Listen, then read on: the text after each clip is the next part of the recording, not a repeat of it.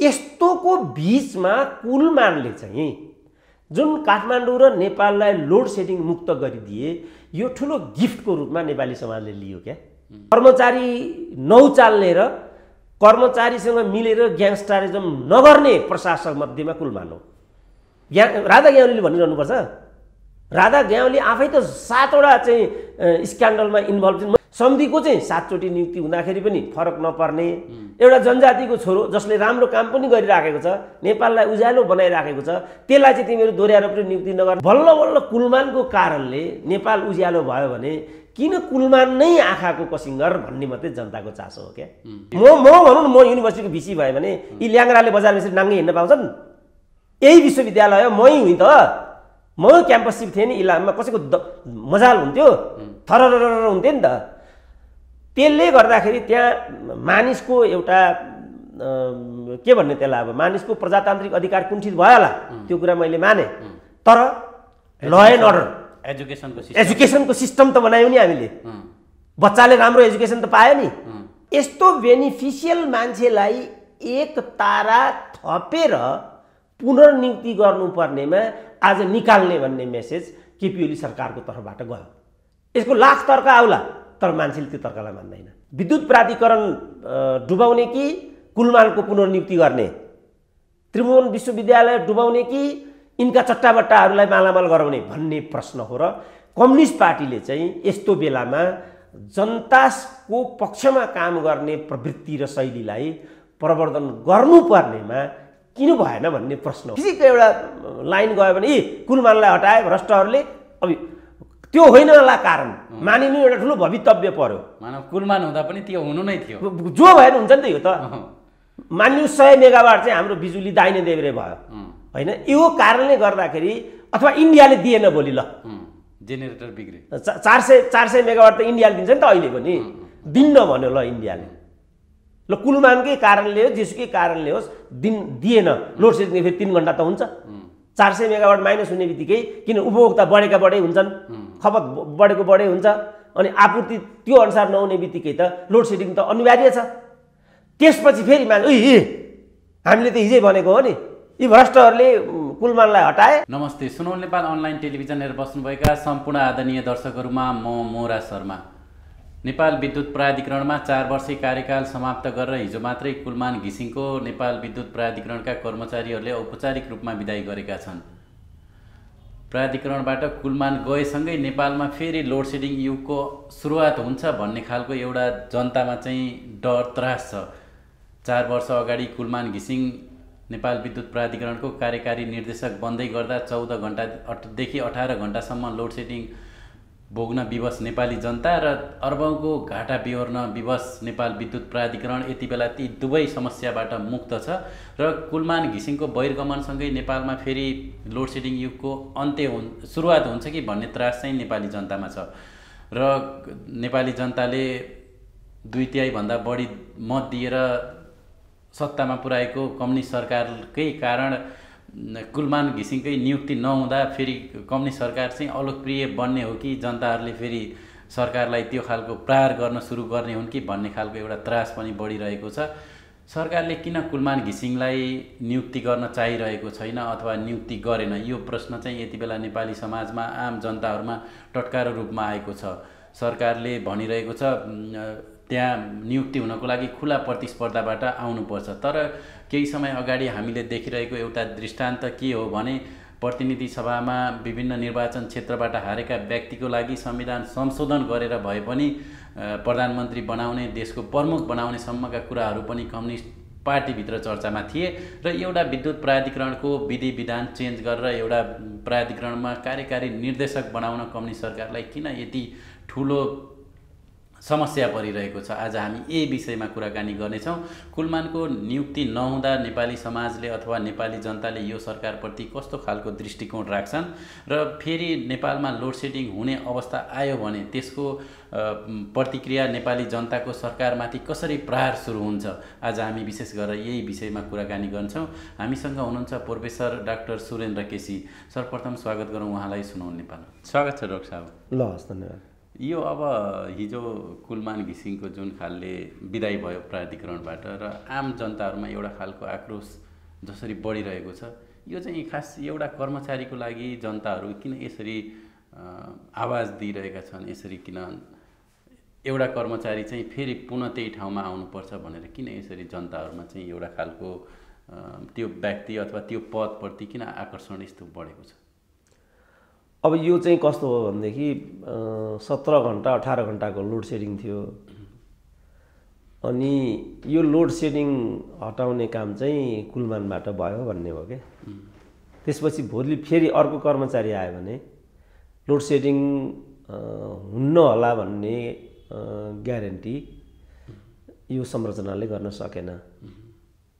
त्यसपछि यस्तो अब जस्तो जुन खालको फाउन्डेसन अहिले नेपाल विद्युत प्राधिकरणमा बनेको छ, जुन खालको संरचना छ र जुन हिसाबले नेपालमा विद्युतको उत्पादन अथवा आयात भइरहेको छ, त्यो हिसाबले त अब फेरि नेपालमा लोड सेडिङको अवस्थामा फर्किन सक्ने अवस्था त छैन।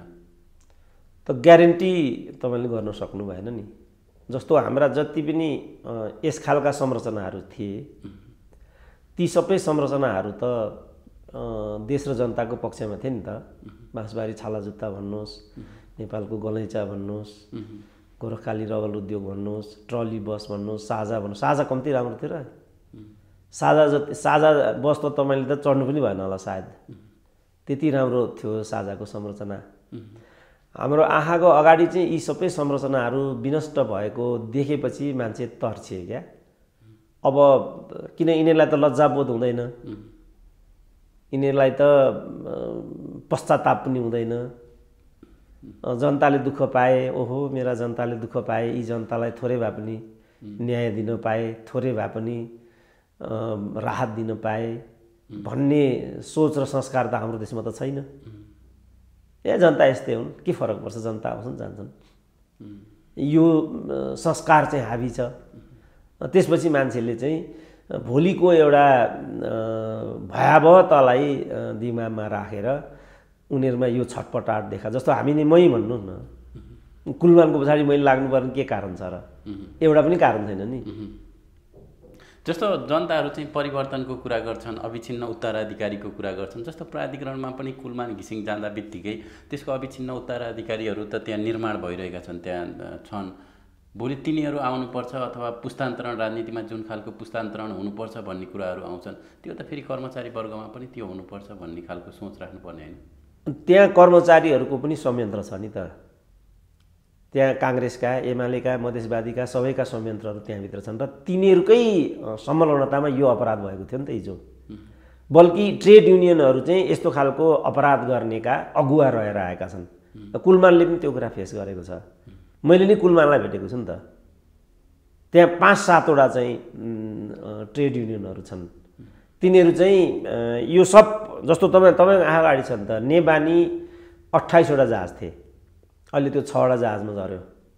त्यहाँ ट्रेड युनियन हुन्छ, टेलिकम्युनिकेसनमा ट्रेड युनियन हुन्छ, आयल निगममा ट्रेड युनियन हुन्छ। उनीहरूले तपाईँले भने जस्तो अविच्छिन्न उत्तराधिकारवाला काम कहिले पनि गरेन नि त। तपाईँ भन्न पनि सक्नु, जस्तो भनौँ न, तपाईँ यही कुरा तपाईँ आयल निगमको हकमा भन्नुहोस्, त्यहाँ अविच्छिन्न उत्तराधिकारको कुनै संस्कार तपाईँ देख्नुहुन्छ त? जस्तो अब नेबानीमै त्यहाँभित्र कर्मचारी छन् नि त। नेबानी चाहिँ यिनीहरूको कमाउने एउटा भाँडो भएको छ। त्यहाँभित्रका कर्मचारीहरूले यो ठिक छैन, यो संस्थाको भविष्य नै हाम्रो भाग्य र भविष्य हो भन्ने एउटा संस्कार तिनीहरूले त्यहाँ निर्माण गरिदिएको भए आज एउटा बुद्ध एयरले चाहिँ 10 वर्षमा 5वटा जहाज बनाउन सक्दा, यतिले सक्दा, अर्कोले सक्दा, नेबानी समाप्त हुनुपर्ने के कारण छ ल भन्नु त? तपाईँ जहाज त डोमेस्टिक चल्नु नै भएको छ नि, होइन? तपाईँ जानुहोस्, एयरपोर्टमा जानुहोस्, तपाईँ त्यहाँ नेबानीको कस्तो अवस्था तपाईँ पाउनुहुन्छ त्यहाँ हेर्नुहोस् त ल। त्यही सिरी एयर भन्छ, बुद्ध एयर भन्छ, एकछिनमा सिमरिक एयर भन्छ, तर नेबानी झुक्किएर पनि भन्दैन, नाम आउँदैन। कसैले टिकट लिएको भए पनि 1 घन्टा डिले, 2 घन्टा डिले भनेपछि त तपाईँलाई जम्मै थाहा रहेछ। यो थाहा भए तपाईँ किन मसँग यस्तो प्रश्न गर्नुहुन्छ ल? भन्नु त, समस्या यहाँ हो। त यो नेबानी तपाईँले जस्तो जुन हिसाबले के अरे पुस्तान्तरणको कुरा गर्नुहुन्छ, त्यो हिसाबले त फेरि कुलमानको पुनरागमन त यो तपाईँको लागि पनि उचित होइन त? पुस्तान्तरणको कुरा गरेर मैले घनश्यामलाई ल्याऊ भनेर माग गरेँ नि त 1 वर्ष, हो कि होइन? त घनश्याम कहाँ टाक्सिएछ हामी देखिरहेछौँ नि त। योगेश भट्टराईको कुरा पनि त्यही हो। अब आज चाहिँ यो बिपी हस्पिटलको भिसीको भ्रष्टाचारको कुरा आइराखेको छ। गगन थापा भनेको त्यही हो। पुस्तान्तरण पनि प्राविधिक कुरा होइन नि त। पुस्तान्तरण भनेको विचारसहितको पुस्तान्तरण हो र उमेरले पुस्ता निर्कुल गर्दैन भन्ने कुरा यहाँ देखियो नि। जस्तो टोनी ब्लेयरहरूले चाहिँ 40 वर्षमै, अहिले एकजना स्पेनकी कहाँ एकजना लेडी प्रधानमन्त्री छिन् 36 वर्षमै, होइन? त्यसलाई हेरेर मान्छेले यो पुस्ता हो कि भन्ने कुरा भयो। जस्तो 12 वर्ष 15 वर्ष अगाडि म साउथ कोरियाको भिजिटमा गएको थिएँ। त्यहाँ जाँदाखेरि त्यहाँको जुन लोकल मेयर थिए ती मेयरको कार्यशैलीबाट प्रभावित भएर साउथ कोरियाका मान्छेले राष्ट्रपतिको उम्मेदवारमा चाहिँ तिनलाई नै विजयी बनाए। एउटा मेयरबाट किनभने उनको तपाईँले भनेको एउटा पुस्ताको र एउटा भिजनको अवलोकन गर्न पाए साउथ कोरियाका। म पनि त्यो उदाहरण यहाँ आएर दिन्थेँ, बाबु तिमीले यसरी काम गर्नुपर्छ, तिमीले पहिला चाहिँ नगरपालिका बनाउनुपर्छ, जिल्ला विकास बनाउनुपर्छ, अनि माथि आउनुपर्छ, अनि माथि जानुपर्छ, तिमीले यो तरिकाले तिमीले अगाडि जानुपर्छ, साउथ कोरियाको हेर त भनेर भन्थे। In the mean time south कोरियाको प्रेसिडेन्ट भइरहँदाखेरि त्यो मान्छे भ्रष्टाचारमा पर्यो। त्यो जेलमा त पक्कै छ, तर त्यहाँ भ्रष्टहरूले आत्महत्या गर्ने चलन छ। आत्महत्या गरेर तिनी मरिसके कि के हो त्यो मलाई थाहा छैन, तर जेलमा परे तिनी। जस्तै यो खालको एउटा भावनात्मक कुरा चाहिँ जस्तै तपाईँले जुन उताको उदाहरण दिनुभयो त्यस्तै खालको यहाँ चाहिँ भावनात्मक रूपमा कुलमानले त्यहाँ राम्रो काम गर्दै गर्दा अथवा रवि लामिछानेले एउटा खालको चर्चा कमाउँदै गर्दा तिनीहरू नै प्रधानमन्त्री हुनुपर्छ भन्ने खालको एउटा भावनात्मक रूपमा मान्छेहरूको त्यो संवेदना अथवा समवेदना त्यो खालको प्रकट हुन्छ नि, त्यसले चाहिँ भोलि गएर कुलमान पनि एउटा राजनीतिमा आएर प्रधानमन्त्री बन्ने अथवा देशको नेतृत्व गर्ने ठाउँमा चाहिँ पुग्न सक्छन् कि सक्दैन? अब केही वर्ष त नेपालमा त्यस्तो सम्भावना छैन, किनभने त्यसको लागि एउटा आम जनविद्रोहको परिस्थिति बन्नुपर्छ। जस्तो पोल्यान्डमा 30 वर्ष अगाडि लेख वालेसा भन्ने यही कुलमान जस्तै तरिकाबाट अगाडि आए। कुलमान चाहिँ एमडीबाट आफ्नो ट्रेडमार्क बनाउन सफल भए। लेख वालेसाले चाहिँ मजदुरहरूको बिचमा चाहिँ सङ्घर्ष गरे र लेख वालेसाहरूले दिएको ट्रेनलाई नै समातेर वास्तवमा सोभियत सङ्घको अवसान भयो, लाल किल्ला नै विनष्ट भयो भनौँ न। अब 7 वर्ष अगाडि पनि होइन, 3-4 वर्ष अगाडि नै म एउटा प्रेजेन्टेसनलाई लिएर यो मलेसियामा गएको थिएँ।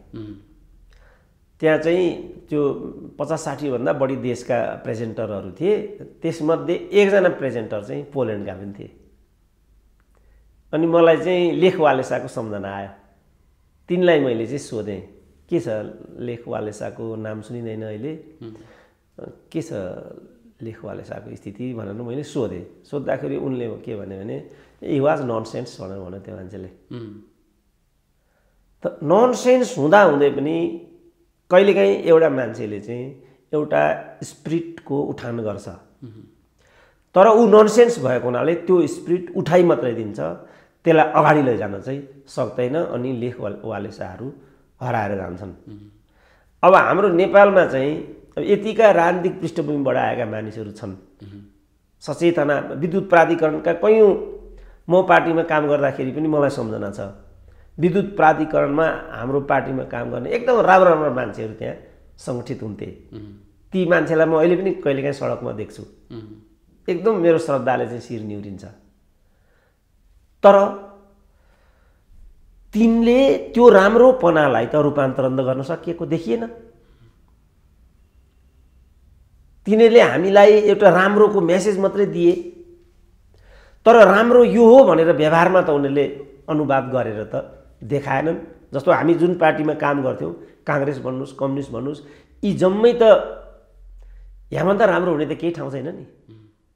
बाफरे, भूमिगत कालमा जब मेरो चाहिँ कक्षमा चाहिँ पार्टीका सम्पर्कका नेताहरू आउँथे, रातभरि हामीसँगै बस्थ्यौँ। 3 बजे उनीहरू त्यहाँबाट जाने तर्खर गर्थे, किनभने उज्यालो नहुँदै अर्को सेल्टरमा पुग्नु पर्थ्यो। उनीहरूले फेरि अँगालो हालेर रुन्थ्यौँ हामीहरू, किनभने कति बेला पुलिसले भेट्ने हो, कहाँ जम्काभेट हुने हो, को मर्ने हो, को बाँच्ने हो, केही पनि ठेगान हुँदैन नि त्यो। तर ती मान्छेहरूलाई अहिले हामीले सडकमा देख्यौँ भनेदेखि मुख बटारेर हिँड्छौँ हामी। आयो एउटा घिनलाग्दो मान्छे, यस्तो मान्छेलाई आज देखियो, आज दिउँसो नै साइत नै बिग्रियो भने जस्तो ठाउँ। अब मान्छे त त्यही हो नि त। त्यसकारण पुस्तान्तरण भनेको उमेरको हस्तान्तरण मात्रै होइन, पुस्तान्तरण भनेको विचारसहितको हस्तान्तरण हो, वैचारिक हस्तान्तरण हो, वैचारिक रूपान्तरण हो। र तपाईँले एउटा विचार लिएको हुनुहुन्छ, त्यो विचार चाहिँ अर्को पिँढीमा हस्तान्तरण गर्ने चाहिँ पुस्तान्तरण हो। यहाँ 70 वर्षको जिम्मेवारी 60 वर्षमा हस्तान्तरण गर्ने र 60 वर्षको जिम्मेवारी 50 वर्षमा हस्तान्तरण गर्ने होइन। पुस्तान्तरणकै बुझाइ नेपालमा गलत छ। अब त्यहाँ जाँदाखेरि तपाईँको कुलमान भनेको त एउटा व्यक्ति मात्रै हो नि त। कुलमान एउटा व्यक्ति हो र एउटा राम्रो इन्जिनियर हो, राम्रो प्राविधिज्ञ हो। चिलिमेमा यिनको एउटा हस्ती थियो र त्यो चिलिमेलाई उनले जसरी अहिले नेपालव्यापी रूपमा एउटा समर्थन जुटाएका छन् कुलमानले, त्यसरी नै रसुवाव्यापी रूपमा चाहिँ कुलमानले एउटा हस्ती त्यहाँ कमान्ड गर्न सके।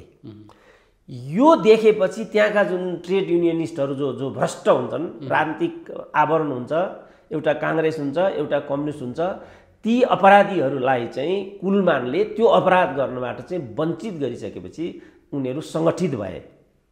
अनि सङ्गठित भएर बदनाम गरेर कुलमानलाई उनीहरूले त्यहाँबाट चाहिँ बेदखल गरिदिए। अब त्यति बेला माओवादी चाहिँ राजनीतिमा सक्रिय थियो। माओवादीले परबाट हेरिराखेको थियो त्यो घटनालाई। अनि ट्याक्क माओवादीका जनार्दन चाहिँ जलशोध मन्त्री हुने बित्तिकै कुलमानको त्यही लोकप्रियतालाई पिकअप गरेर यहाँको एमडी बनाए। जस्तो त्यो खालको जुन भोगाई त फेरि प्राधिकरणमा एमडी भएर आउँदै गर्दा पनि भोग्नु पर्यो होइन। जस्तो उहाँ चाहिँ कनिष्ठबाट एमडी भएको भनेर सर्वोच्चमा रिट पनि पर्यो। अनि त्यो खालको जस्तो ट्रेड युनियनहरूको दबाब प्रभाव त त्यहाँ विद्युत प्राधिकरणमा पनि भयो, तर त्यसलाई त मिलाएर लान सक्नुभयो। त्यसपछि उहाँ यहाँ आउने बित्तिकै अब त्यो चिलिमेको ग्याङ त यहाँ पनि थियो, जो चाहिँ डाइरेक्ट पार्टीको लेबीतिर थियो र माथिसम्म चाहिँ उसको संयन्त्र बन्थ्यो। कुलमान आउने बित्तिकै त्यसले नै व्हिप जारी गरेर कुलमानले यहाँभित्र पस्नै नदिनु भने। तर त्यति बेलासम्म समय बदलिसकेको थियो। कुलमानलाई पनि एउटा राजनीतिक हिस्साले साथ दिने अवस्था त्यहाँ बनिसकेको थियो। परोक्ष प्रत्यक्ष म फेस गर्छु भनेर कुलमान त्यहाँभित्र छिरेपछि यी जो भ्रष्टहरू थिए, यी भ्रष्टहरूको त्यहाँ हिम्मतै भएन। छिरै भए कुलमान र त्यसको पछाडि प्रचण्ड पनि थिए। मलाई लाग्छ यो चोटि त्यसको बदला त्यो राजनीतिक जुन समूह हो, त्यो समूहको राजनीतिक बदलावको शिकार यो चोटि कुलमान भएको हुनुपर्छ। मेरो चाहिँ फेरि के छ भने म न माओवादी न एमाले न कहीँबाट म यो कुरा गरिराखेको छैन। म चाहिँ के कोणबाट यो कुरा भनिराखेको छु भने हामीले जहिल्यै पनि सरकारवालाको मर्म र भावनालाई निषेध गर्नु जनताको भावनाको विपरीत हुन्छ। जस्तो तपाईँलाई म एउटा दृष्टान्त दिएर भन्छु। 46 सालमा परिवर्तन हुने भयो नेपालमा। म इलाममा क्याम्पस चिफ थिएँ। अब प्रणाली परिवर्तन भएपछि त हामी पुरानो प्रणालीबाट नियुक्त भएका पदाधिकारीहरू थियौँ। स्वभावतः हामीले राजीनामा दिनुपर्ने स्थिति आयो। विद्यार्थी युनियनका प्रेसिडेन्ट थिए त्यति बेला त्यहाँ, जसको चाहिँ मसँग राम्रो व्यक्तिगत सम्बन्ध पनि थियो। अहिले एमपी छन् उनी, यहाँ यही हाउसमा एमपी छन् उनी। तीसँग कुरा भयो, रविन बाबु स्थिति यस्तो हो, के गर्ने होला अब भने मैले, किन राम्रो दोस्ती पनि थियो मेरो होइन। अनि उनले के भने त्यो वास्तवमा मलाई हेक्का पनि थिएन। सर अब यो मैले के गर्ने कसो गर्ने भनेर हुँदैन। तपाईँले जुन वर्गमा काम गर्दै हुनुहुन्छ त्यो वर्गसँगको तपाईँको सहसम्बन्ध कस्तो छ, तपाईँको त्यो वर्गसँगको सहसम्बन्ध राम्रो छ भने तपाईँ सस्टेन गर्न सक्नुहुन्छ। त्यो वर्गसँग तपाईँको सहसम्बन्ध राम्रो छैन भने तपाईँले बस्ने अवस्था हुँदैन भनेपछि मैले कुरा बुझिहालेँ। किनभने त्यहाँका शिक्षक कर्मचारीसँग कोहीसँग पनि मेरो कसैसँग पनि राम्रो सम्बन्ध थिएन। मलाई त त्यो तपाईँले तिनीहरूको गद्दारी अथवा दलाली गर्नुभएको थिएन। त्यो ग्याङमा मिलेर म क्याम्पस लुट्नुपर्छ भन्ने संस्कारमा थिइनँ। अब ठ्याक्कै तपाईँ यहाँ आउनुहोस्। अब कुलमानले पनि आफ्नो शक्ति र शौर्यलाई प्रयोग गरेर आफ्नो स्किम र क्षमतालाई प्रयोग गरेर विद्युत प्राधिकरणलाई त बनाए, तर त्यहाँका कर्मचारीलाई उनले बन्न दिएनन्। मलाई लाग्छ त्यहाँ एकजना कर्मचारीले पनि अरबौं करोडको घोटाला गरेको छैन होला अथवा त्यसको हिस्सेदार होइन होला। तपाईँलाई म विद्युत प्राधिकरणकै दृष्टान्त दिएर भन्छु, यो श्रोताहरूको लागि पनि एकदमै फ्रुटफुल छ, यो कुरा सुन्नु जरुरी पिन्छ। विद्युत प्राधिकरणको, नेबानीको, आयल निगमको, टेलिकम्युनिकेसनको कुनै पनि कर्मचारीले, कुनै पनि म्यानेजमेन्टले कुनै पनि शुल्क तिर्दैन, कुनै लोड सेडिङ हुँदैन, कुनै ट्राभल जाँदाखेरि ट्राभल कस्ट लाग्दैन, 5वटा 7वटा टिकटहरू चाहिँ नेबानीको कर्मचारीहरूले निशुल्क पाउँछन् वार्षिक। तब नै यी संस्थाहरू सिद्धिए, तब नै विनष्ट भयो नेबानी। आज तपाईँलाई लज्जा बोध भयो मलाई आज बिहानै यो कुरा सुन्दाखेरि। अब 1 गतेदेखि 5 गतेदेखि चाहिँ लामो दूरीका गाडी इत्यादि खुल्ने अरे, तर 50% भाडा चाहिँ बढ्यो। तपाईँले सुन्नुभयो होला। आज विश्वभरि पेट्रोलियम पदार्थको मूल्य चाहिँ घटेर गइराखेको छ। अब जब चाहिँ गाडी इत्यादिहरू खुल्ने भइराखेको छ, 50% को भाडा वृद्धि किन हुनुपर्ने ल भन्नु त? भनेपछि जुन यो अहिलेको 6 महिनाको जुन क्षति हो त्यो पूर्ति गरिदिनुपर्छ भन्नेतिर सरकार गएको भन्ने यहाँबाट देखिन्छ। अब त्यहाँ कर्मचारी भए, यातायात विभागमा कर्मचारीहरू हुन्छन्, यातायात संस्थानमा कर्मचारीहरू हुन्छन्, सम्पूर्ण ठाउँमा चाहिँ पार्टीहरूका चाहिँ भातृ सङ्गठनहरू हुन्छन्, उनीहरू एक शब्द पनि बोल्दैनन् नि त। त्यसकारण यो तरिकाले संरचनाहरू यिनीहरूले सिद्ध्याएको हुनाले अब जस्तो भनौँ न, मलाई नै यति कुरा केही पनि थाहा थिएन नि। नेबानीभित्र कसरी डकैतीको शैलीमा कर्मचारीहरूले देश लुटेका छन् भन्ने कुरा थाहा छ। आम म जस्तो युनिभर्सिटीको प्रोफेसर थाहा छ त यो कुरा? सुनेकै छैन उसले यो कुरा। मैले आज भनेपछि पहिलोचोटि उसले यो कुरा सुने। तपाईँ यो आयल निगममा त बोनसको कुरा तपाईँले पनि सुन्नुभएको छ, मैले यो कुरा सुनेकै थिएन। यो संस्था डुब्दै पनि बोनस बाँड्ने कुरा त्यहाँ चाहिँ हेर्नुहोस् त ल, यो त सुरेन्द्र केसीले पनि सुनेको थिएन बाबा। मैले त अहिले म पार्टीबाट अलग्ग बसेँ, पार्टीको चाहिँ झोला मेरो लेबीको बोझ मेरो शिरमा भएन, मेरो डडालोमा त्यो नभएको हुनाले पो मैले स्वतन्त्र तरिकाले के रहेछ दुनियाँ बुझौँ। मैले राजालाई आफै भेटेँ, प्रचण्डलाई भेटेको छु, केपी ओली सबैसँग मेरो छ नि त। यिनीहरूका कर्मचारी एका दुःख सारा म चिन्दछु, जान्दछु नि त, र यिनीहरूको सबैको नारी मैले छामेको छु। त्यसपछि म यति बोल्ने भएको छु। र मैले त कुलमानको कुरा पनि यही हो। कुलमानलाई मैले आफै भेटेको छु, मैले उनलाई आफै सोधेको छु तिमीसँग के प्रोजेक्टहरू छन्, तिमीले के कुरा गरेका छौ, कर्मचारीहरूसँगको तिम्रो सहज, अघि तपाईँले भन्नुभएको कुरा मैले आफै सोधेको छु उनलाई। तपाईँले कसरी यसलाई म्यानेज गर्नुभयो, तपाईँलाई के चाहिँ प्रतिरोधहरू आएको, सबै कुरा मैले त्यहाँ सोधेको छु नि त। त्यसपछि मान्छे चाहिँ मलाई लाग्छ एकजना मान्छेले पनि कुलमानलाई पोलिटिकल्ली हेरिरहेको छैन अहिले, किनभने पोलिटिक्स चाहिँ एउटा आवरण रहेछ र पोलिटिकल आवरणमा मान्छेले देश लुट्टार्छन् भन्ने कुरा थाहा पाए नि त अब मान्छेले। जस्तो प्राधिकरणकै कुरा गर्दा पनि पहिला मन्त्रीहरू आउँदा अथवा ठुला मान्छेहरूलाई चाहिँ प्राधिकरणका गाडीहरू ल्याएर यता मन्त्रालयतिर तानिन्थ्यो। त्यो खालको व्यवस्था अहिले चाहिँ बन्द भयो। त्यो खालले कुलमानले चाहिँ राजनीतिक रूपमा दलाली गर्न छाडे। त्यही हिसाबले पनि उनीप्रति अलिकति नेताहरूको अथवा राजनीतिक रूपमा चाहिँ हेर्ने दृष्टिकोण अलि नकारात्मक भएको अथवा उनलाई हटाउनुपर्छ भन्ने जस्तो देखिएको हो कि? त्यो पनि होला, किनभने यो पनि एउटा राम्रो प्रश्न छ। नेपालमा विद्युत प्राधिकरण नै यस्तो हो जहाँ सबैभन्दा राम्रा गाडीहरू आउँछन्, जो प्राडो भन्छौँ। अब म त गरिबको छोरो भए मलाई जम्मै थाहा छैन होइन, यिनीहरूकै बजारमा मैले सुनेको, यिनीहरूकै पत्र पत्रिकाहरूले लेखेको कुरा हो। सबभन्दा कस्टली गाडी चाहिँ यिनीहरूले प्राडो भनेको अरे, ल्यान्ड क्रुजर प्राडो, ल्यान्ड गाडी चाहिँ प्राडो, के अरे पजेरो हो। पजेरो त्यो चाहिँ एउटा यो मल एजेन्टको गाडी हो भन्थे। त्यो मल एजेन्टबाट एउटा भ्रष्टले त्यो गाडी किन्यो, एउटा भ्रष्टले त्यो गाडी चाहिँ मदन भण्डारीलाई दियो, त्यही गाडीमा दुर्घटनाग्रस्त भएर उनी दिवंगत भएर गए होइन। यो कमिसनको र यो करप्सनको जालो चाहिँ यस्तो हुन्छ। अब एउटाले क्रान्तिकारीले नै लगेर कमरेड यो भनेर चढाएको होला बिचरा, यो तरिकाको जालो हुन्छ त्यहाँ। त्यसपछि चाहिँ त्यहाँ चाहिँ अनि म एकचोटि जुन ठाउँमा म बस्थेँ त्यो घरसँग जोडिएको एउटा मान्छे चाहिँ यो एमालेकै जस्तो लाग्छ, एमालेको हो कि राजाको हो कसको हो, जलस्रोत राज्य मन्त्री भयो त्यो मान्छे।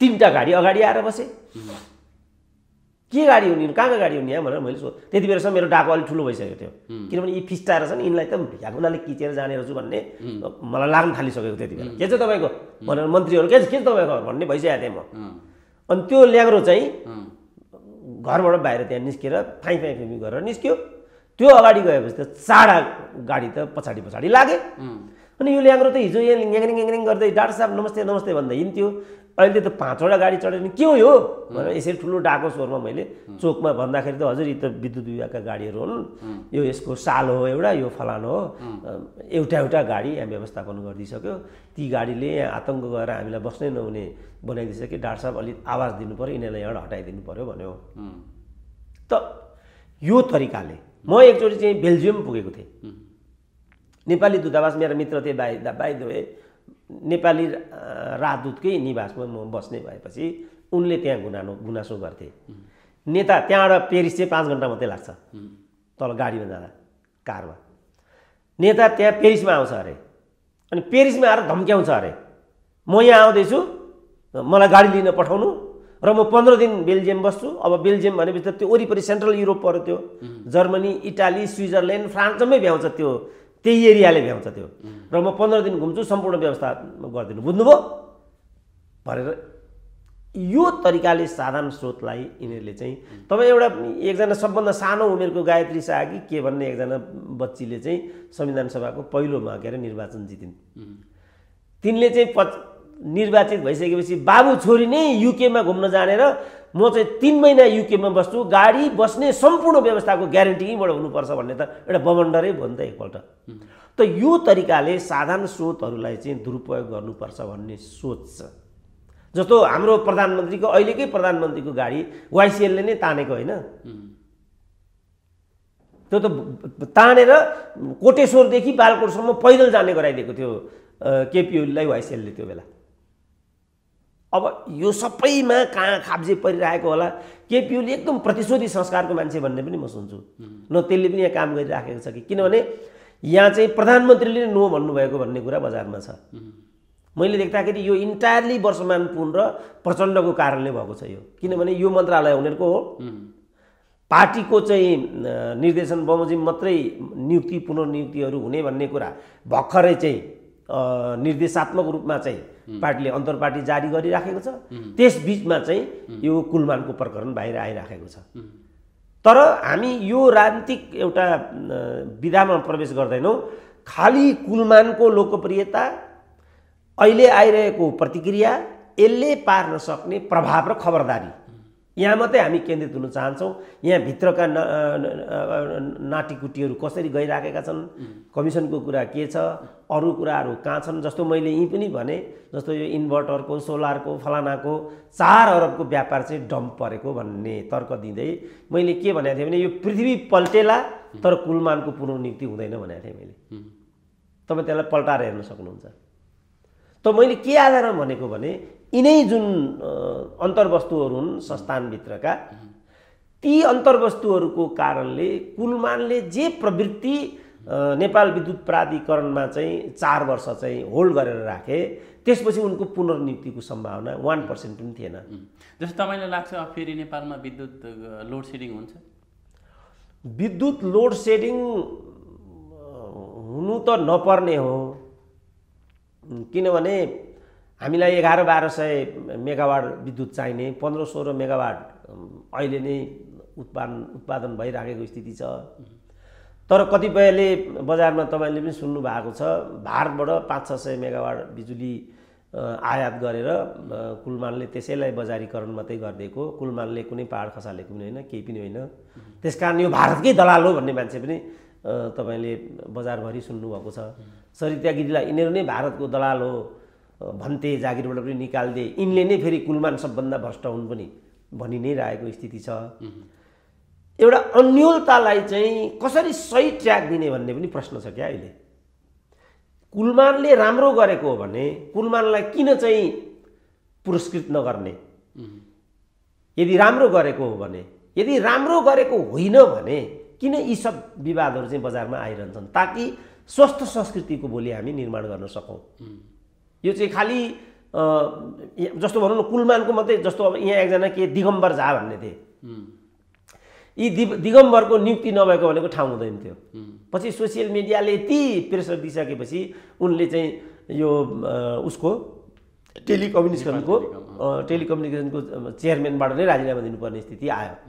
अब तपाईँलाई थाहा छ हामीले आयल निगम अन्तर्गत पनि महँगो तेल तिर्नुपर्छ, यो टेलिकम्युनिकेसनको त्यतिकै शुल्क तिर्नुपर्छ, पानीको तपाईँलाई थाहा छ। मै कतिचोटि भन्छु नि त, मैले चाहिँ मिनिमम पानी बापत 1100 तिर्छु, एक थोपो पानी आउँदैन, अर्को 1100 तिरेर चाहिँ म पानी काम चलाउँछु। तपाईँ मेलम्चीको तपाईँ अवस्था देखिरहनु भएको छ। बल्ल बल्ल कुलमानको कारणले नेपाल उज्यालो भयो भने किन कुलमान नै आँखाको कसिङ्गर भन्ने मात्रै जनताको चासो हो क्या। अब कुलमान के हुन् कसो हुन् बिस्तारै यिनीहरूले के गर्छन् भने बिस्तारै राजनीतिक रङ दिन्छन् कुलमानलाई। दरबारिया भन्छन् कि अब राप्रपा भन्छन् के भन्छन् मलाई थाहा छैन।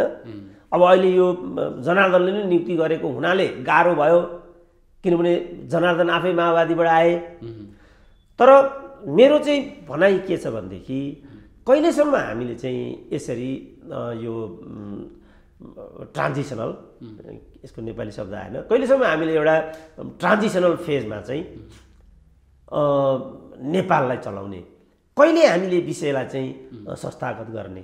जस्तो अब यो अलिकति विषयवस्तुमा ठ्याक्क आउँदा चाहिँ अहिले जुन खालको अवस्था छ नि जनताहरूमा, जुन खालको एउटा कुलमानप्रतिको आकर्षण छ र सरकारप्रतिको जुन खालको विकर्षण, यो कोभिडमा जुन खालको लडाइँ आन्तरिक कलह झगडाले गर्दा सरकारले जनताले अत्याधिक जनमत दिँदा पनि काम गर्न सकेन भन्ने यो 2.5 वर्षको जनताको जुन रिभ्यू छ, यसले गर्दा र अनि अहिले यो कुलमानप्रतिको आकर्षणले फेरि कुलमानलाई नियुक्ति नगर्दा चाहिँ सरकारको एक हिसाबले चाहिँ अलोकप्रिय हुने हो कि भन्ने अवस्था पनि देखिएको छ।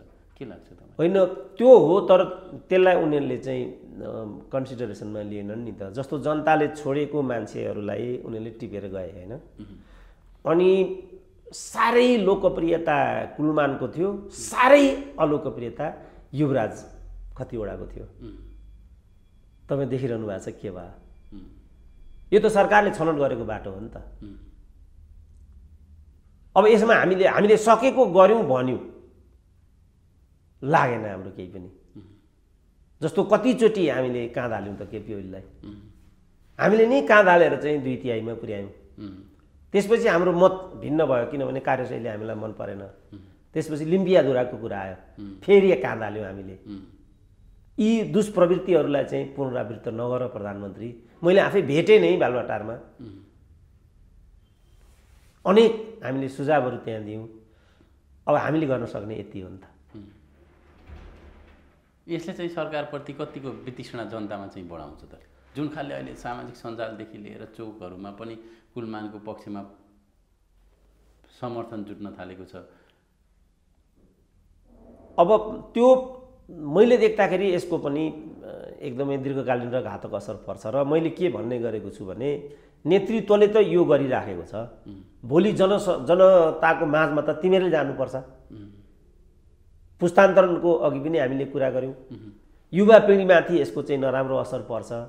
किन तिमीहरू चाहिँ राजनीतिलाई निजीकरण, नेताको महत्त्वाकांक्षा, नेताको स्वार्थ र नेताको पारिवारिक एउटा दुश्चक्रभित्र किन तिमीहरू यसलाई चाहिँ दुरुपयोग भइरहँदा किन तिमीहरू रमिते भएर बस्छौ भन्ने आवाज पनि हामीले सँगसँगै उठायौँ। अब अहिले भर्खरै जस्तो भनौँ न, यो सबै कुराहरू को परिदृश्यमा पार्टीभित्रका अन्तर्विरोध सबै कुराहरू चाहिँ व्यवस्थित हुँदै गर्दाखेरि का अन्तरालमा घटेका यी सबै घटनाहरू हुन्।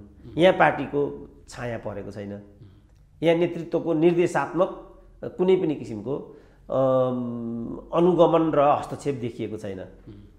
जस्तो अब जुन अब यो यही कुलमानकै नियुक्तिमा पनि यसमा पार्टीको पोजिसन के हो त आइराखेको छैन।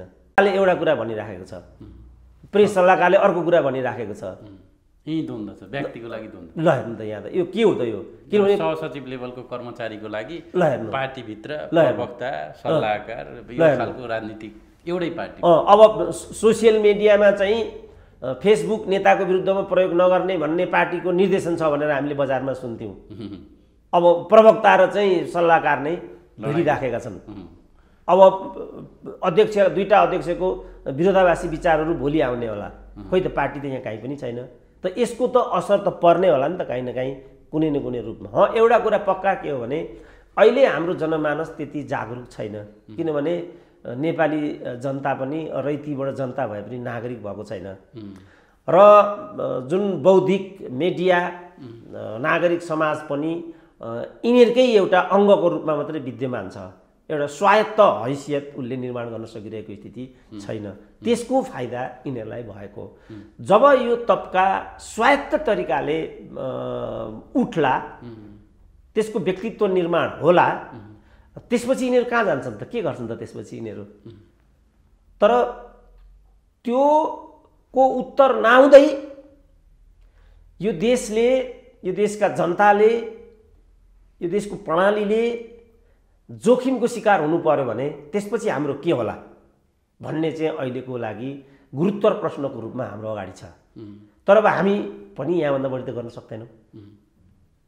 जस्तो यही विषयमा पनि अर्को कुरा के पनि आइरहेछ भने जस्तो प्राधिकरणको विधि विधान अनुसार खुल्ला प्रतिस्पर्धाबाट मात्रै कार्यकारी निर्देशकलाई चाहिँ छनौट गर्नुपर्ने भन्ने खालको प्रावधान गोकर्ण विष्ट ऊर्जा मन्त्री हुँदा बनेको भन्ने खालको कुराहरू पनि छ। अब चाहिँ कार्यकाल सिद्धियो, खुल्ला प्रतिस्पर्धाबाट आह्वान गरिन्छ, उहाँ पनि फेरि निवेदन दिएर प्रतिस्पर्धाबाट आउन पर्यो भन्ने कुरा छ। यो कतिको जायज हो? यो एकदम जायज हो, तर त्यस्तै हुन्छ कि हुँदैन भन्ने प्रश्न हो। जस्तो योभन्दा पहिला पनि यी कुराहरू भयो। यो खुल्ला प्रतिस्पर्धा भन्ने त एमालेको 9 महिनाकै पालामा आएको हो नि त, तर कहिले पनि त्यसले सार्थक रूप लिएन नि त। जस्तो तपाईँ निकट विगत तपाईँले हेर्नुभयो भने खुल्ला प्रतिस्पर्धाबाटै अलमोस्ट आउन खोजेका होइनन् त खेलकुद परिषदका सदस्य सचिव, के भयो त त्यहाँ? त्यस कारणले विश्वासको सङ्कट महत्त्वपूर्ण प्रश्न हो। पारदर्शिता म भन्छु नि, यो सिस्टम चाहिँ जुन वेस्ट मिनिस्टरको सिस्टम हामीले अवलम्बन गरेका छौँ, यसका 3टा चाहिँ महत्त्वपूर्ण अङ्गहरू हुन्छन् भन्छु नि म। मेरिटोक्रेसी, ट्रान्सपरेन्सी र एकाउन्टेबिलिटी। ट्रान्सपरेन्ट भइदिएको भए, जस्तो अब यही कुलमानको पनि यो डिबेट गर्ने विषय हो त यो, उनको चाहिँ 28 गते भदौमा टर्मिनेसन हुन्थ्यो भने खुलै प्रतिस्पर्धाको कुरा गर्नु थियो भने पनि त बेलैमा हस्तक्षेप गरेर यसमा राजनीतिकरण गर्नुको अर्थ केही पनि छैन। 28 गते कुलमानको समयावधि सिद्धिँदैछ र त्योभन्दा 1 हप्ता अगाडि बा कहिले हो, नियमले के हुन्छ के भन्छ त्यहाँ, अब त्यो अनुसार विज्ञापन गरेर अनि त्यहाँ तुरुन्त पदपूर्ति गरिदिइसकेको अवस्था हुन्थ्यो। बा राजाको पालामा के हुन्थ्यो भनेदेखि सबै पदाधिकारीहरूले इन्क्लुडिङ कमान्डर इन चिफ 1 महिना अगाडि नै बिदामा बस्नुपर्ने हुन्थ्यो। अब यहाँ त कुलमानको विषय त यस्तै होला भनेर मान्छेले यही आशंकाको शिकार भएर 1 वर्ष अगाडिदेखि कुलमानको पुनर्नियुक्तिको क्याम्पेन थियो सोसियल मिडियामा। बेतुका कुरा हो नि त यो। त यो हुने बित्तिकै नेतृत्वले पहिल्यै यस्तो रहेछ स्थिति यहाँ, यसले चाहिँ नकारात्मक सन्देश जाने खतरा रहन्छ। किनभने कुलमानको लोकप्रियता एकदमै माथि छ। जस्तो लोकमानले पनि केही गर्न खोजेका थिए, तर लोकमानको पक्ष विपक्षमा त यस्ता कुराहरू भएका थिएनन् नि। सुशीला कार्कीको हकमा हुन खोजेको थियो यस्तो कुरा। त हिजैदेखि जनतामा के एउटा मुड आइराखेको छ भने यिनीहरू आफ्नो अनुकूलको नहुने बित्तिकै त्यसलाई चाहिँ त्यहाँबाट बेदखल गरिदिन्छन् र आफ्नो अनुकूलको, जस्तो भनौँ न अस्ति भर्खर हाम्रो डाक्टर कोइराला लिएर आयो नि त, कसरी खनिए त मान्छे। र अहिले त्यहीसँग जोडेर समितिको चाहिँ 7 चोटि नियुक्ति हुँदाखेरि पनि फरक नपर्ने एउटा जनजातिको छोरो जसले राम्रो काम पनि गरिराखेको छ, नेपाललाई उज्यालो बनाइराखेको छ, त्यसलाई चाहिँ तिमीहरू दोहोऱ्याएर पनि नियुक्ति नगर्ने भन्ने रूपमा विषयलाई केन्द्रित गरे नि त। त यो मैले देख्दा यो ठाउँमा यस्तै खालको विषय फेरि जस्तो प्रतिनिधि सभामा हारेका मान्छेलाई चाहिँ संविधान संशोधन गरेर प्रतिनिधि सभाको सांसदसम्म बनाउने कुरा, त्यो संविधान संशोधन गरेर प्रधानमन्त्री बनाउनेसम्मको कुरा पनि ल्याए। यिनीहरूलाई अनुकूल हुँदा त हो, यही भने नि त। मलाई पनि कति मान्छेले सोधे, कतिले चाहिँ निर्णयमा पर्खिनै नपर्ने, दोहोऱ्याएर तेर्याएरले पनि असर नगर्ने, यी चाहिँ के यस्तो। अब यो त मनोविज्ञान हो नि। मनोविज्ञान के हो भनेदेखि कुलमानले चाहिँ राम्रो गरेको छ, राम्रो गरेको मान्छेलाई चाहिँ अगाडि जान दिइँदैन, किनभने कमिसन कोहरहरूको त्यहाँ समूह हुन्छ र त्यो समूह मैले नै भनिरहेको, म यी नै भनेको थिएँ नि त मैले। यो चाहिँ इन्भर्टरको व्यापार 4 अरबको डम छ, अहिले पनि डम छ। त्यो सोलर, इन्भर्टर, क्यान्डल इत्यादि चाहिँ तिनीहरूले ल्याइहाले। लोड सेडिङ भन्ने नै कृत्रिम रहेछ त्यो बेला। किनभने तपाईँलाई पनि थाहा छ कि थाहा छैन, तपाईँ साइन्सको विद्यार्थी हो कि थाहा छैन, मलाई त यो थाहा पनि थिएन। जस्तो विद्युत जो उत्पादित हुन्छ त्यो विद्युतलाई चाहिँ प्रवाहमा पठाइरहनु पर्दो रहेछ। त्यसलाई एक ठाउँमा स्टक बनाएर धानमा चामल भकारी राखे जस्तो राख्न मिल्दो रहेनछ। त भनेपछि यिनीहरूले के गर्थे त त्यो विद्युत उत्पादित त हुन्थ्यो भनेपछि यिनीहरूले कृत्रिम ठाउँमा लगेर त्यो विद्युतलाई चाहिँ प्रवाहित गराउँथे र कृत्रिम लोड सेडिङ यिनीहरूले गर्थे र अनि त्यसको ठाउँमा त बिजुली त मान्छेलाई चाहिन्थ्यो त के गर्ने त भन्छ सोलर ल्याउने इन्भर्टर ल्याउने क्यान्डल ल्याउने फलानो ल्याउने त्यहाँबाट चाहिँ अनि मासिक चाहिँ त्यही एमडीलाई बोर्ड अफ मेम्बरले नै त्यहाँबाट मासिक 1 करोडको कमिसन पाउँथ्यो भन्ने छ। जस्तो यही विषय तपाईँले भन्नुभयो त्यो विद्युत फाल्थे भनेर यही विषयमा फेरि यो ट्रङ्क लाइन र विद्युतको अर्को डेडिकेटेड लाइन भन्ने तपाईँले सुन्नुभयो कि भएन होइन? यो खालको अब जस्तो ठुला ठुला कम्पनीहरूलाई अथवा त्यहाँ मिले मतोमा चाहिँ प्राधिकरणले सिधै त्यहाँ लोड सेडिङ नहुने हिसाबले विद्युत दिन्थ्यो, त्यहाँ चाहिँ लोड सेडिङ नै हुँदैन भन्ने छ। ठुला फ्याक्ट्रीमा लोड सेडिङै नहुने जनताहरूलाई चाहिँ लोड सेडिङ। अब कुलमानलाई मैले सोधेको थिएँ तपाईँले यो कसरी तपाईँले यो एरेन्ज गर्नुभयो भनेर सोद्धाखेरि उनले त्यही कुरा भन्थे। त्यो तरिकाले चाहिँ जति पनि विद्युत हो त्यो विद्युत चाहिँ तपाईँले भनेको क्षेत्रमा एकोर्याइदिने, किनभने यहाँ पनि भिआइपी लाइन फलानु यस्तो हुन्छ, लोड सेडिङ काहीँ नहुने काहीँ यस्तो खालको लाइन यिनीहरूले बाँडिराखेको हुन्छ नि त। कर्मचारीहरूको क्षेत्रमा काहीँ पनि लोड उनीहरूको कस्तो हुँदो रहेछ भने कर्मचारी तपाईँलाई एउटा इन्ट्रेस्टिङ जस्तो यो फेजबाट एउटा लाइन गयो यो फेजबाट अर्को लाइन गयो अनि कर्मचारीले चाहिँ भ्रष्ट कर्मचारीले चाहिँ के गर्छ जो त्यहाँको नेता पनि हो आइतबार यो लाइनको जोडेर उपभोग गर्ने, सोमबार त यहाँ आइतबारको सोमबार त यता लोड सेडिङ हुने भयो नि त अनि फेरि सोमबार यो लाइन लिएर आउने अनि उसकोमा चाहिँ कहिले पनि लाइन नजाने। मेरै घरको छेउमा एउटा विद्युत कर्मचारी बस्थ्यो, हाम्रोमा अन्धकार हुन्छ तिम्रोमा कहिले पनि लोड सेडिङ हुँदैन के हो बाबु भन्दाखेरि त रहस्य त यहाँ गर्थ्यो। अब भ्रष्ट नै हुन्छ कर्मचारी त मिलेर न गर्छ। भरे खेल चाहिँ यस्तो यो त बिचारा सानो गरिब मैले फुटपाथमा हिँड्ने मान्छेले सबै कुरा मलाई कहाँ थाहा हुन्छ। तर मैले कुलमानलाई नै सोद्धाखेरि चाहिँ ठुल्ठुला चाहिँ जुन फ्याक्ट्री इत्यादिको चाहिँ तिर लगेर सबै लगेर खन्याइदिने, लोड सेडिङै नगरिदिने अनि यतातिर चाहिँ लोड सेडिङ गरिदिने नीति अन्तर्गत त्योभन्दा पहिलाका भ्रष्टहरूले चाहिँ गर्ने गरेको रहेछ। ती बापत फेरि पैसा ल्याउने खाने बास त्यो त भनिगयो नि। यो व्यापारबाट नै मासिक बोर्ड मेम्बरले नै मासिक 1 करोडको चाहिँ ठेक्कै जस्तो 3 जना 4 जना त्यहाँ विद्युतका चाहिँ बोर्ड अफ डाइरेक्टर हुन्छन् भने मासिक करोडको दरले ती जम्मै एमडीको त कति हो नि त त्यहाँको त त्यसरी लुटेका। त यो तरिकाले त्यो लुटेको हुनाले अनि मान्छेलाई के लाग्यो भनेदेखि कुलमानले त यो सब कुरा त यी कुरा त त्यहाँ पनि त हुन्थे हुँदै पनि कसरी कुलमानले चाहिँ नेपाललाई लोड सेडिङ मुक्त गराए त? त्यसकारण कुलमान चाहिँ हामीलाई चाहिने पात्र रहेछ भन्ने आम जनमानसमा म्यासेज यस्तो गयो। जस्तो प्रचण्डहरूकै जनयुद्ध हुँदाखेरि सुरुमा जनयुद्धको क्रेज एकदम माथि थियो नि त, किनभने बहुविवाहलाई कारबाही गर्ने, घुसियालाई कारबाही गर्ने, ढिलासुस्तीलाई कारबाही गर्ने यो मेसेज लिएर आयो नि त माओवादी। त्यही मेसेज अन्तर्गत उसको लोकप्रियता माथि बढ्दै गयो र पहिलो संविधान सभामा उसले चाहिँ वाञ्छित नतिजा पनि हासिल गर्यो। दोस्रोमा उसले किन दपेटा खायो र अहिले किन माओवादी प्रतिरक्षात्मक स्थितिमा पुग्यो त भन्दाखेरि त्यसपछि यो माओवादी तिनीहरूभन्दा पनि भ्रष्ट भएर निस्क्यो। त्यसकारण यो माओवादीलाई भोट हाल्नु के अर्थ रहेनछ भनेपछि त प्रचण्डलाई गाला मार्न थाल्यो नि त मान्छे। त तिनै मान्छे हुन् नि त, तिनै मान्छेले प्रचण्डलाई शिरको नायक बनाएर हिँड्ने, तिनै मान्छेहरू प्रचण्डलाई थप्पड हान्ने किन त? कुलमानको कुरा पनि यही हो। कुलमानले यहाँसम्म लोड सेडिङ मुक्त गरे नेपाललाई र कुलमानकै कारणले हामी लोड सेडिङ मुक्त हुन सक्यौँ। जस्तो कतिपय भन्छन् नि बजारमा मानिसहरू चाहिँ यो कुलमानले के गरेछ, यो कुलमानले भारतबाट ल्याएको चाहिँ बत्ती वितरण गरिदिएको न हो, यो त भारतको दलाल हो भनिरहेको ऊ त्यो जुन एमालेकी मन्त्री एकजना के नाम गरेकी थिइन् हजुर राधा ग्याउली जसले निकालेकी थिइन् ती राधा ग्याउली नि यो कर्मचारी उचालेर हिँड्ने हो यो कुलमान भन्ने उनले भनिरहेछन्। मैले आफै कुलमानलाई भेटेको छु नि त। कर्मचारी नौचाल्ने र कर्मचारीसँग मिलेर ग्याङस्टरिजम नगर्ने प्रशासक मध्येमा कुलमान हो। राधा ग्याउलीले भनिरहनुपर्छ। राधा ग्याउली आफै त 7 वटा चाहिँ स्क्यान्डलमा इन्भल्भ छन्। मैले आफै भनेको छु तपाईँको त मैले एउटा यो अप्पर कर्णालीमा मैले उनको नामै फेला पारेँ। मैले मेरो मित्र पनि हुन् राधा ग्याउली। तपाईँको त यहाँ नाम जोडिएको देखियो नि, तपाईँले त अप्पर कर्णालीमा त बदमासी गर्नुभएको देखिन्छ त यहाँ त मैले आफै भनेको छु उनलाई। त अब त्यो होइन होला तैपनि राधा ग्यावालीहरूको इमेज तल बिग्रियो। कुलमानको होला, तर जनमानसमा कुलमानको इमेज सप्रियो।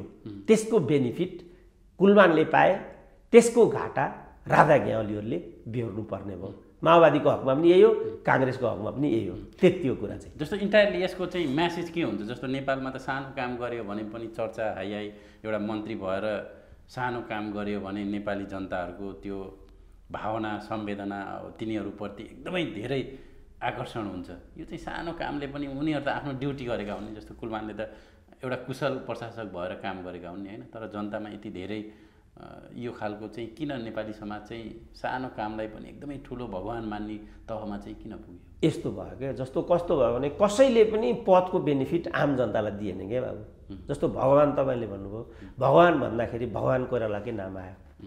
भगवान कोइरालाले नै वास्तवमा गङ्गालाललाई बनाएको भन्ने छ र त्यतिको भरमा भगवान कोइराला अहिलेसम्म जिउँदो हुनुहुन्छ। पछि भगवान कोइरालाले चाहिँ त्रिभुवन विश्वविद्यालयको भिसी बनाउने भन्ने कुरा आयो र अहिले उहाँ चाहिँ मेडिकल काउन्सिलको चेयरम्यान हुनुहुन्छ। तर उहाँले गङ्गालाल हुँदाखेरि जे गर्नुभयो त्यसपछि कहिले काहीँ केही पनि गर्न सक्नु भएन र गर्नु भएन। त्यसपछि उहाँलाई चाहिँ टिचिङ हस्पिटलमा ल्याइयो, केही पनि गर्न सक्नु भएन। टिचिङ परिवर्तन भयो। त्यसबाट राजीनामा दिएर उहाँ पन्सिनुभयो। त्यसपछि मेडिकल काउन्सिलमा आउनुभयो, त्यहाँबाट पनि उहाँले केही पनि इमेज चाहिँ दिन सक्नु भएन। तपाईँले ठिकै भन्नुभएको छ। त्यसकारण सानो कामको पनि हाई हुन्छ तल, किनभने तल जनताले सानो कामको पनि नतिजा पाएको छैन। तपाईँ शिक्षा, स्वास्थ्य, टेलिकम्युनिकेसन, यो विद्युत प्राधिकरण यी भनेका त जनताको सरकारसँग सोझै सम्पर्क राख्ने संस्थाहरू भयो नि त। जस्तो म भन्छु नि त, म प्रत्यक्ष छु, यो मेरो च्यालेन्ज हो। काठमाडौँमा काहीँ पनि मेसिन नलगाइकन कुनै धारामा पानी आउँदैन क्या, यो ग्यारेन्टी कुरा हो। तान्नु पर्यो। त्यो मेसिन लगाएर तान्नु पर्यो र मेसिनको यति झन्झट हुन्छ। जुन टोलमा म बस्छु अब त्यहाँबाट म सर्नुपर्छ कि जस्तो भइराखेको छ। मान्छेको कलहको आवाज त्यस्तै आउँछ, मेसिनको आवाज त्यस्तै आउँछ। तपाईँहरूसँग मैले कुराकानी इत्यादि गर्नुपर्ने हुन्छ, तपाईँहरूसँग कुरै गर्न सक्ने स्थिति त्यहाँ अहिले मेरो छैन। दिनदिनै हाम्रो काठमाडौँ सहर चाहिँ अशिष्ट र असभ्य मान्छेहरू बस्ने एउटा चाहिँ कङ्क्रिट सिटी भएर गइरहेको छ हाम्रो। यो त अविकासको चाहिँ ठुलो नमुना हो नि त। यो त हामी आँखा अगाडि देखिराखेका छौँ। यस्तोको बिचमा कुलमानले चाहिँ जुन काठमाडौँ र नेपाललाई लोड सेडिङ मुक्त गरिदिए, यो ठुलो गिफ्टको रूपमा नेपाली समाजले लियो क्या।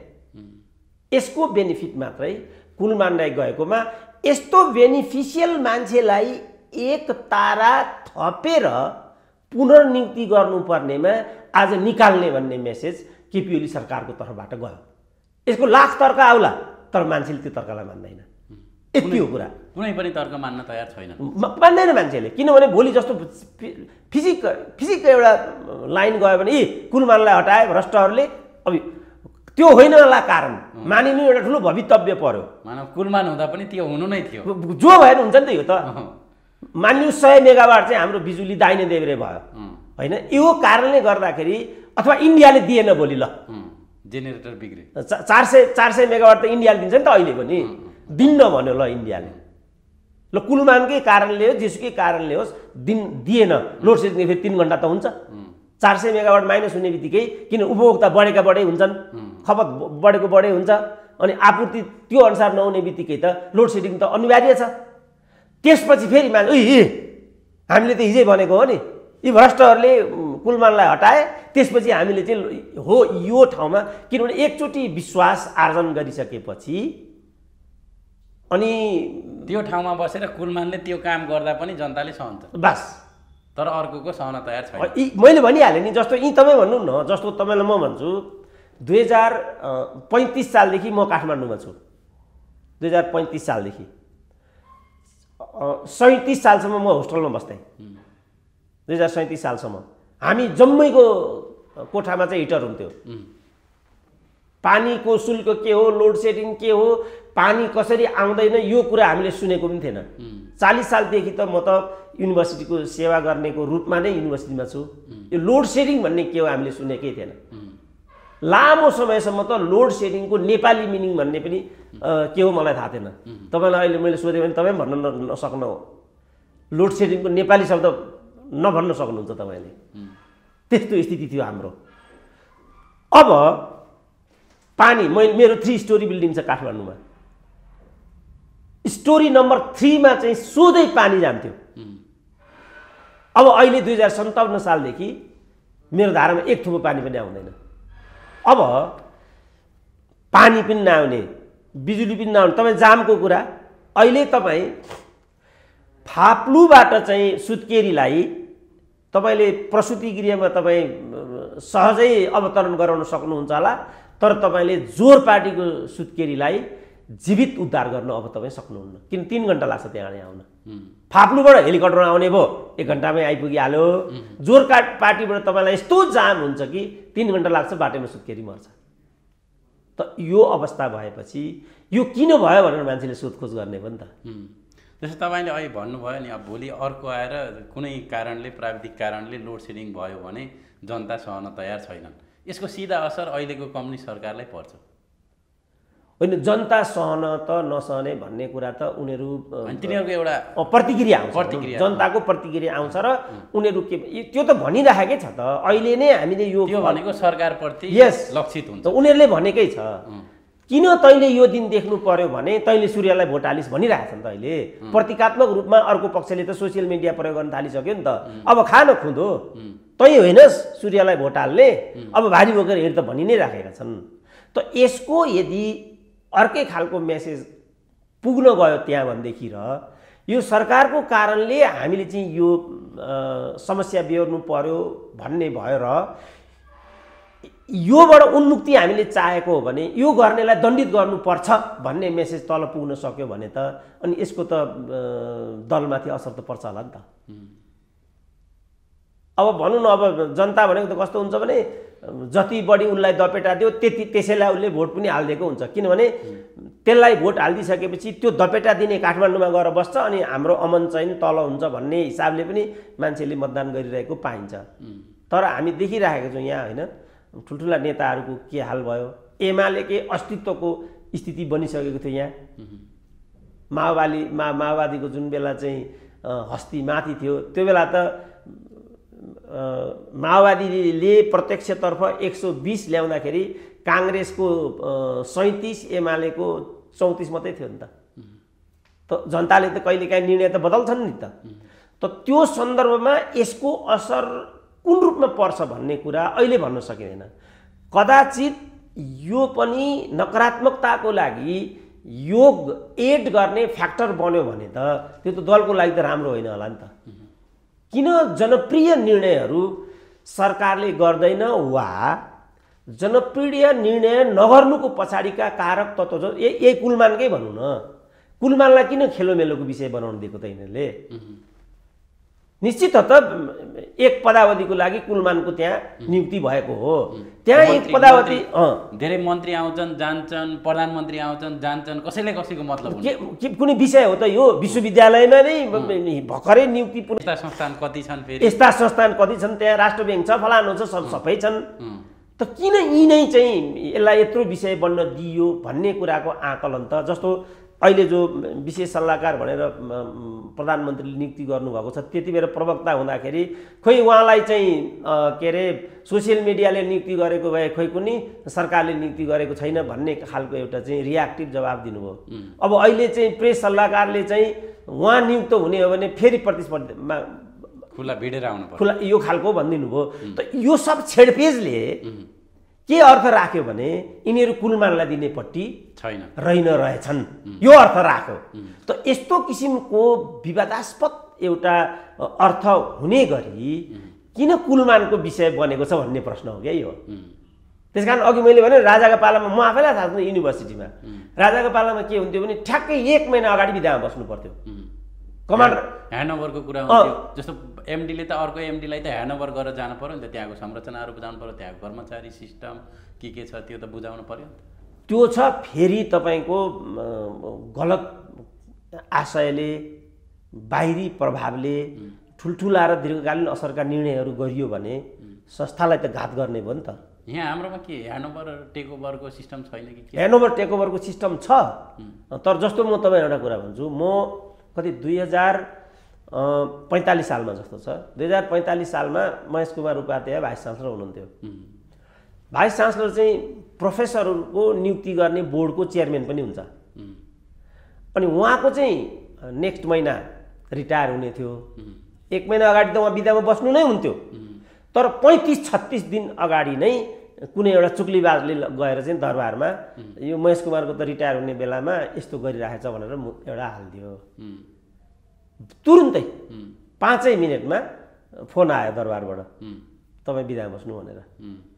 तुरुन्तै वो तीको ती। त्यसकारण हामीले प्रशासनको जुन एउटा तौल, त्यसको चाहिँ जवाफदेहिता र संवेदनशीलता, त्यसको सामाजिकीकरण, त्यसलाई हामीले चाहिँ संरचनागत गर्न सकेनौँ क्या। यो जाने बेलामा एउटा खालको काण्ड मच्चाइदिने हिँड्ने, यो राजनीतिमा पनि छ। नेताहरू, मन्त्रीहरू, प्रधानमन्त्री जाने बेलामा पनि एउटा खालको निर्णय गरिदिने, कसैलाई पैसा दिने अथवा यस्ता खालका निर्णय गरेर हिँड्ने चलन छ। त्यसलाई दरबारले रोक्थ्यो। रोक्थ्यो मात्रै होइन कि त्यो ठाडो एक्सन हुन्थ्यो र त्यो कहिल्यै त्यसले टाउको उठाउन पाउँदैन थियो। त्यसपछि महेश कुमार उपाध्यायले कहिले टाउको उठाउनु पाउनु भएन, कहिले, अहिले पनि हुनुहुन्छ उहाँ। हो, यो खालको हामीले त्यहाँ मेसेज दिन सक्यौँ भने चाहिँ हिम्मत हुँदैन नि। थरर जस्तो यहीँ भनौँ न, तपाईँको अगाडि, तपाईँको अगाडिको म दृष्टान्त दिन्छु। जुन बेला लोकमान सिंह कार्की अख्तियारमा प्रमुख थिए, सारा मान्छे यस्तो हुँदै हुँदैन थिए। थरर यिनै अहिले जो तिनै अख्तियारको प्रमुख भएर जाने भनेर म सुन्दैछु। त्यति बेला प्रेम कुमार राई चाहिँ पर्यटन सचिव हुनुहुन्थ्यो। म चाहिँ नेपाली इतिहास सङ्घको अध्यक्ष थिएँ। पर्यटन बोर्डमा चाहिँ 1 लाख कि कति पैसा के को लागि चाहिँ हामीलाई दिनुपर्ने भन्ने त्यहाँ आदेश थियो। अनि म उहाँलाई भेट्न गएँ, गरि त दिन्थेँ, तर अख्तियारले याक छ, यो म गर्न सक्दिनँ भन्नु उहाँले। ल, जुन दिन लोकमान त्यहाँबाट बिदा भए त्यसपछि त्यो अख्तियार हो कि प्राथमिक विद्यालय हो कसैले पनि भन्न सक्दैन। त त्यही संरचना हो, तिनै पदाधिकारी हुन्, यही देश हो। किन त्यस्तो मेसेज गयो त तल? लोकमान त्यो ठाउँमा योग्य व्यक्ति हुँदा थरर त नो योग्य होइन। उनले त्यो पदलाई चाहिँ योग्यताको आधारमा नेपालमा कसैले पनि पद पाउँदैन। त्यो पदको गरिमालाई त्यो पनि म भन्दिनँ बढ्ता हुन्छ। तर लोकमानले तलमाथि मैले गरेँ भने लोकमानको डन्डा भेटेँ भने म सिद्धिन्छु भन्ने एउटा म्यासेज लोकमानले। म भनौँ न, म युनिभर्सिटीको भिसी भएँ भने यी ल्याङ्ग्राले बजारमा यसरी नाङ्गे हिँड्न पाउँछन्? यही विश्वविद्यालय हो, मै हुँ त। म क्याम्पस सिप थिएँ नि, इलाममा कसैको मजाल हुन्थ्यो, थरर हुन्थ्यो नि त। त्यसले गर्दाखेरि त्यहाँ मानिसको एउटा के भन्ने त्यसलाई, अब मानिसको प्रजातान्त्रिक अधिकार कुण्ठित भयो होला, त्यो कुरा मैले माने। तर ल एन्ड अर्डर, एजुकेसनको सिस्टम त बनायौँ नि हामीले। बच्चाले राम्रो एजुकेसन त पायो नि। हो, यो चिजलाई संस्थागत गर्ने कि छाडा चाहिँ छोडेर चाहिँ समाजलाई तहस नहस बनाउने, आयल निगम डुबाउने कि गोपाल खड्कालाई नियन्त्रणमा राख्ने, विद्युत प्राधिकरण डुबाउने कि कुलमानको पुनर्नियुक्ति गर्ने, त्रिभुवन विश्वविद्यालय डुबाउने कि यिनका चट्टाबट्टाहरूलाई मालामाल गराउने भन्ने प्रश्न हो। र कम्युनिस्ट पार्टीले चाहिँ यस्तो बेलामा जनताको पक्षमा काम गर्ने प्रवृत्ति र शैलीलाई प्रवर्धन गर्नुपर्नेमा किन भएन भन्ने प्रश्न हो क्या यो अहिलेको। के त्यस्तो कुलमानले गरेको थियो जहाँ उनलाई जब एउटा एमडीमा नियुक्ति गर्नमा पनि केपी ओलीले कन्जुसियाई गर्नु पर्यो भन्ने चित्त बुझ्दो जवाफ तल आइपुगेन। यति हो क्या कुरा, कुलमान विषय नै होइन, देशै हल्लिने अवस्था। बस यति हो, त्यति हो कुरा। हस्, महत्त्वपूर्ण समय र विचारको लागि यहाँप्रति धेरै आभार। ल, हस्, धन्यवाद।